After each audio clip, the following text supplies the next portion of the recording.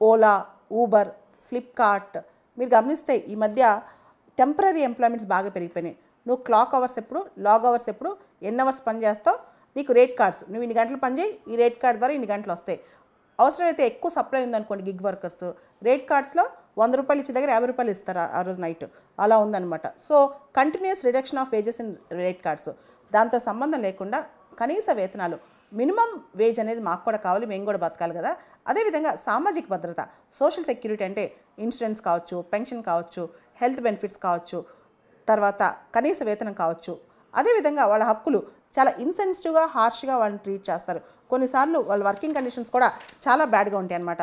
దీనికి సంబంధించి గిగ్ వర్కర్స్కి ఉన్న రైట్స్ ఏంటి, వాళ్ళకి ఏ విధంగా హక్కులు కల్పించాలి, దీనికి సంబంధించి కొత్త పాలసీస్ ఎలా డెవలప్ అవ్వాలి, డిక్టేటోరియల్గా లేకుండా, అంటే మొత్తం ఎంప్లాయ్మెంట్ కండిషన్స్ అంతా మేమే డిక్టేట్ చేస్తాం, మీరు పని చేయండి అని కాకుండా పూర్తి స్థాయిలో ఎంప్లాయీ బెనిఫిట్ కోసం, ముఖ్యంగా మనం చూస్తే రీసెంట్గా ఊబర్ కానీ, ఓలా కానీ, ఫ్రీలాన్స్ రైటర్స్ కానీ, గ్రాఫిక్ డిజైనర్స్ కానీ, ఇలా చాలామంది ఫ్రీలాన్స్ వర్కర్స్ ఉన్నారు. వీళ్ళందరి కోసం కూడా సో నీతి ఆయోగ్ ప్రకారం గిగ్ వర్కర్స్ అంటే those who are engaged in work outside the traditional employer relationship.